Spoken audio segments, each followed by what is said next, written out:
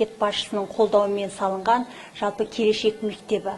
Бұл кез келген осы қаланың тұрғыны өзінің баласын оқуға бере алатын қол жетімді мектеп.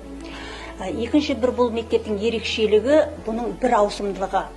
Екінші ауысымда оқушылар өздерінің жаңағы үйірмелеріне, секцияларына және өздеріне қажетті деген пәндерге қатысумен жалғастырады.